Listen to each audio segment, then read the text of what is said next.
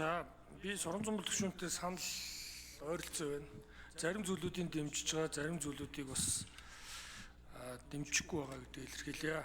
Тэгээд нэгдүгüүрт энэ төрийн байгуулалтын байнгын орон дээр хоёр ч улсын хурлын гишүүн энэ байнгын орог ийм хүнд зориулж одоо байгуулсан гэдэг асуудал яригдсан.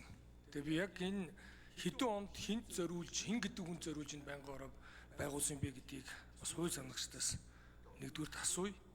За хоёрдугаарт нь энэ татам одоо буулгахаар болж байгаа байнгын хороодын гишүүдээс энэ дээр юу санал авсан уу? Тэд ер нь ямар одоо саналаа илэрхийлсэн бэ? За гуравдугаарт нь 11-ээс 12 гишүүнтэй байнгын хороо байна гэж энэ танилцуулгад дурдж байна. Энэ нь яг аль байнгын хороо вэ? За мөн энэ боловсрол шинжилгээ ухааны салбар бол улс орны тэргуулах салбар. Тэгэхээр энэ одоо салбар нийгэмд энийг одоо татан буулгаж нийгмийн бодгож шилжүүлэх нь ер нь юу гэж ойлгох вэ? Ер нь байнгын хорог яг ажилуулъя гэвэл хийгүүл ажил зөндөө байгаа. Тэгэхээр энэ нь ер нь яг одоо ухрал болохгүй юу? Ер нь боловсрол бол ядуурлаас одоо гаргах цорын ганц гэж хэлж болох хамгийн чухал ийм салбар байгаа. Шинжилгээ ухаан бол энэ одоо хөгжлийн хамгийн том түвшээ. Тэгэхээр энэ за мөн аж үйлдвэрчлийн бодлогын байнгын ороо ингээд үйлдвэрцэн олон орон болох зорилт тавьсан. Тэгээ энэ дээр одоо 14 мега төслийг хариуцж байгаа аж үйлдвэрийн парк гээд аж үйлдвэрийн байнгын орны гишүүд бол маш их идэвхтэй ингээд ажиллаж байгаа. Тэгээд энэ одоо ажлууд ажлын байр гаргах, нэмэн үрдэг шингээх, экспортын чиглэсэн одоо үйлдвэрлэл хөгжүүлэх гээд энэ бодлогууд ер нь энэ байнгын ороо татан буугдсанаар ямар одоо үр нөлөө үзүүлэх вэ? За мөн хөгжлийн тэргүүлэх чиглэл бол захин инновац мөн.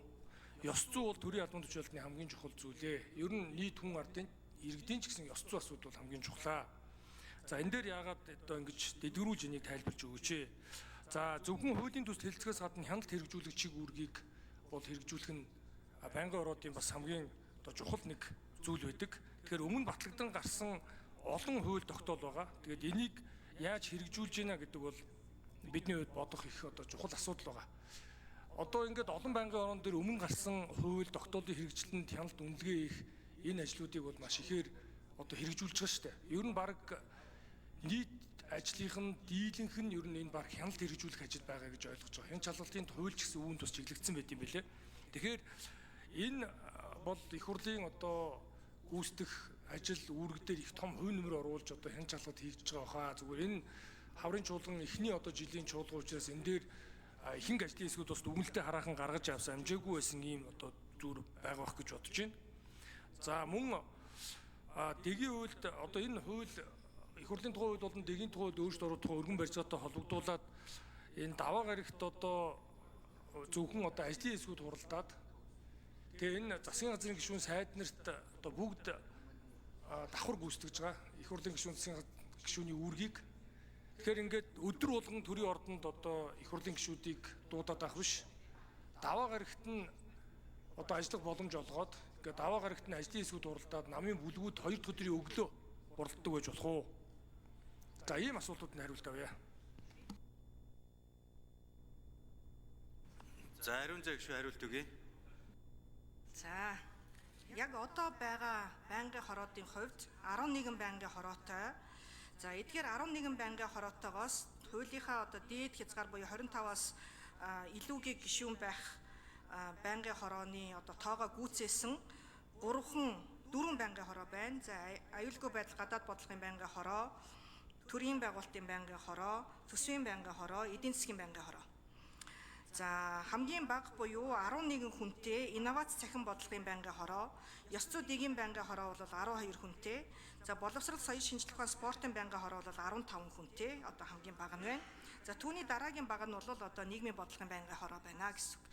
За эдгээр одоо байнгын хороод бол сая одоо миний хэлсэнчлэн байнгын хороод одоо 20 онд шинээр буюу одоо нэмэгдсэн байнгын хороодын тоонд орж байгаа байнгын хороод байна.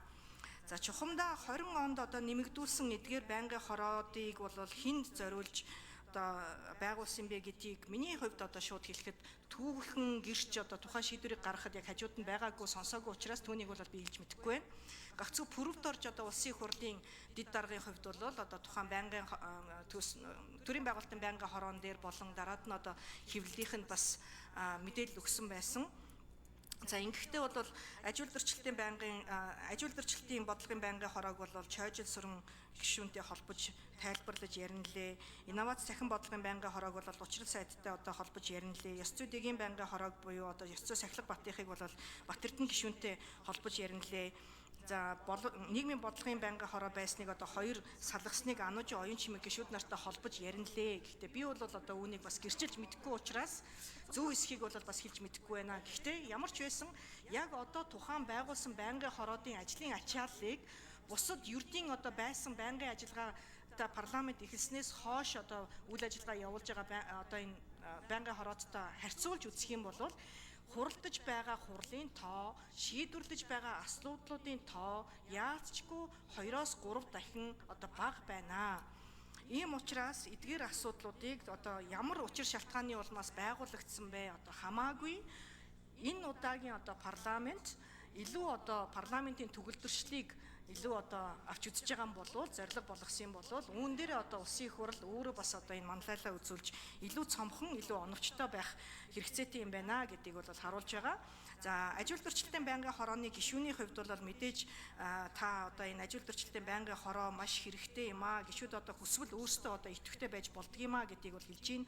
Үнэн зөв манай Ганбаатар дарга бол бас маш идэвхтэй ажлын хэсгүүдийг бас байгуулж байнгын хороонд харьяалагдж байгаа гишүүд маш идэвхтэй ажиллаж байгаа үнэн.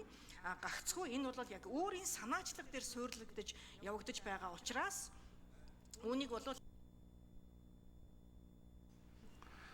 за гишүүдийн энэ орон амгалан айлтгая. Одоо юм гэлээ. За нэмж за ариун зэс гишүүн нэмж хариулъя. За ажилуулал дөрвөлтийн байнгын хороонд даргын дэргэдэх зөвлөлөөс яг тухайлсан асуудлууд бас хуваарлагддаггүй гэдгийг бол Ганбаатар даргач хэлжсэн. За даргын дэргэдэх зөвлөлт дээр ч яригдаж байсан тийм ээ. Тэгэхээр энэ маань өөрөө юутай холбоотой юм бэ гэхээр ажилуулал дөрвөлтийн эдгээр асуудлууд таны түрүүний хэлсэн мега төслүүдтэй холбоотой гэж. Тэгэхээр эдгээр мега төслүүдийн хуулиудыг бид нар бас хамтдаа баталчихсан Ирэмбэ бол тавьчихсан төсөв зэрэг энэ хэрэгжүүлэлтийн явц дээр нь бол дид хорооны төвшөнд анхаарад ажиллаад явах бүрэн боломжтой гэж үзэж байгаа учраас эдгээр энэ саналыг бол оруулж ирж байгаа юм аа. Тэгээд энэ даргын дэргэдэх зөвлөл дээр буюу байнгын хороодын гишүүд болон улсын их хурлын тамгын газар дээр хамтдаа нэлээд хугацаанд ажиллаж ярилцсан учраас үүнийг бол санал авсан гэж үзэж болно.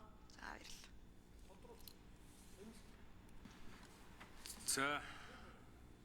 За Баламсрын гишүүн нэмж тодруулъя.